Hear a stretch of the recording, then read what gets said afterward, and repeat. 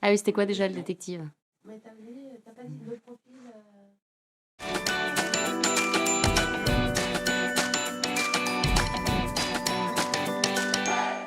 Voici le mode d'emploi pour comprendre le fonctionnement de la méthode.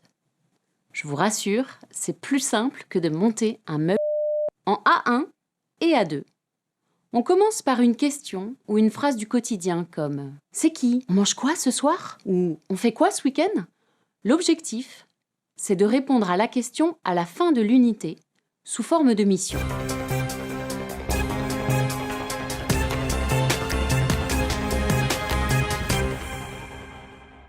Pour y arriver, on a 3 situations de communication avec des objectifs précis. Identifier des objets, parler de ses goûts, sortir. Ce sont des situations du quotidien que les apprenants découvrent à travers des documents de compréhension orale et écrite, à l'intérieur desquels on découvre des éléments linguistiques, la grammaire, la phonétique et le lexique en contexte. L'objectif final de la situation est de pouvoir s'exprimer, à l'écrit ou à l'oral, au cours d'activités individuelles ou de groupe. J'agis, on coopère. Tu viens, on va coopérer. Dans l'atelier, on a conscience que les apprenants ont besoin de moments d'appropriation. Ça, c'est le rôle du cahier, qui suit parfaitement les situations du livre.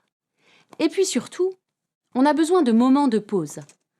Alors on va se détendre, imaginer ou jouer. Imaginez que vous êtes en vacances. Laissez-vous rêver. Tiens, c'est l'heure de la pause café. Vous êtes plutôt café noir ou café au lait? Moi, ce sera sans sucre. Bref, l'idée c'est de se dire, au bout de 40 minutes, les apprenants sont fatigués, on fait une pause et ça redémarre.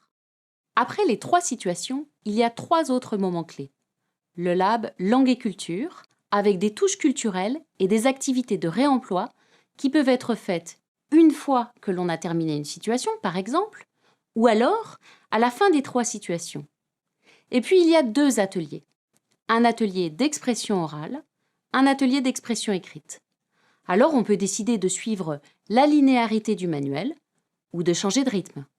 Tiens, là, je sens que les apprenants sont d'humeur à créer quelque chose de sympa. Je vais leur proposer un projet culturel. À la fin de l'unité, on a un mémo qui reprend les éléments communicatifs et linguistiques essentiels de l'unité. L'idée, c'est de faire des activités pour réviser tous ces éléments en classe. Et aussi, pour l'apprenant comme pour l'enseignant, de retrouver facilement les éléments à mémoriser. À la fin du mémo, les apprenants vont réaliser la mission de l'unité.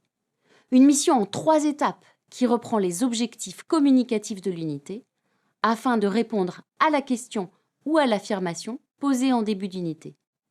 Par exemple, j'ai une idée de soirée. Oui, mais il y a des végétariens, des sportifs, des amateurs de musique, alors comment je vais faire? Ah, on va coopérer. Je vais demander à mes amis et nous allons organiser cette soirée ensemble.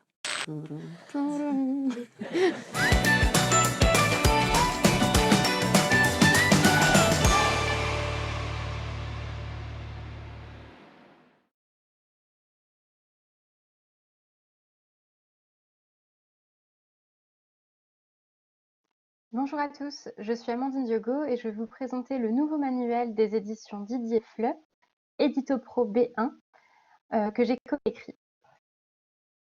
Alors, Édito Pro B1, c'est un manuel qui a été conçu en partenariat avec le Français des Affaires de la CCI Paris-Île-de-France et écrit par des auteurs spécialistes de l'enseignement du français professionnel, donc Meryl Mossir, Manon Grimaud, Bertrand Loret et moi-même, sous la coordination d'Alexandre Holl, le directeur adjoint du Français des Affaires. Alors, Édito Pro B1 s'organise autour de 5 modules. Nos objectifs, c'était tout d'abord de mieux préparer vos apprenants aux réalités du monde professionnel d'aujourd'hui, de développer chez eux des compétences à travailler en français, à agir dans des situations professionnelles courantes. Mais on a aussi cherché à susciter chez eux la capacité d'adaptation, l'agilité, le travail en équipe, car comme vous le savez, ce sont des qualités très recherchées sur le marché de l'emploi. Nous avons souhaité, en écrivant cette méthode, vraiment faire apparaître une diversité de secteurs professionnels et de métiers. Donc on aura des documents aussi bien qui vont concerner le secteur du luxe que celui de la cosmétique, du sport, du tourisme. Vous retrouverez également 10 vidéos, donc c'est-à-dire 2 par module, dans cette méthode. Alors regardons de plus près ce qu'il y a dans un module. Eh bien, tout d'abord, un module est composé de 3 unités. Au début, en tout début de module, vous aurez une double page comme celle-ci, avec d'un côté un dessin humoristique et une citation sur lesquelles vous pourrez revenir en classe pour rentrer en matière dans la thématique, ainsi qu'une carte mentale sur votre droite qui présente les objectifs du module, unité par unité, les contenus linguistiques, donc la grammaire, le lexique, etc. Donc, dans une unité, nous allons aborder 2 objectifs. Donc, par exemple, ici, l'unité, c'est présenter son parcours. L'exemple que nous vous donnons ici, c'est raconter son parcours. Alors, dans ces objectifs, on va avoir des documents très variés, des activités contextualisées et authentiques. Et nous allons travailler également sur des encadrés socioculturels et des encadrés discursifs et communicatifs, qui sont en fait des outils pratiques qui permettront de rendre vos apprenants autonomes dans des situations similaires à celles qui sont présentées dans le manuel. On a également dans chaque unité 2 pages de grammaire qui répondent donc chacune à un des objectifs.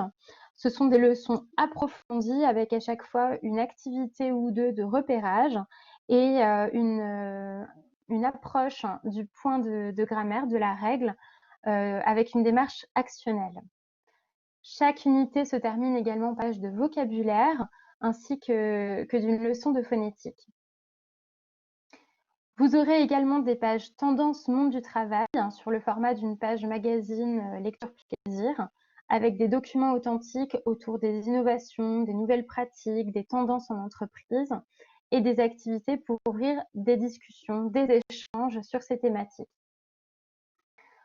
Enfin, donc chaque unité se conclut par une double page d'étude de cas qui est en fait une sorte de projet à réaliser par groupe ou par sous-groupe qui permet de répondre à une situation de la vie professionnelle avec différentes tâches à réaliser, aussi bien à l'écrit qu'à l'oral.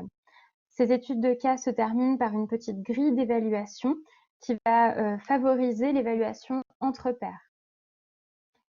Editopro B1 permet également de se préparer au diplôme de français des affaires B1 de la CCI Paris-Île-de-France.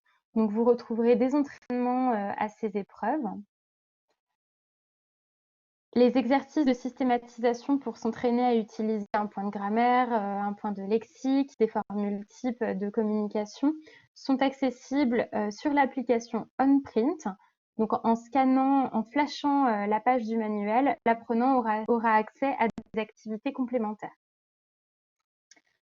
Enfin, donc, le manuel est accompagné d'un cahier d'exercices, d'un manuel numérique, d'un site compagnon, ainsi que d'un guide pédagogique téléchargeable gratuitement sur didierfleu.com. Voilà, j'espère que je vous ai donné envie de découvrir Editopro B1 avec vos apprenants et que ce manuel répondra à vos besoins en cours de français professionnel.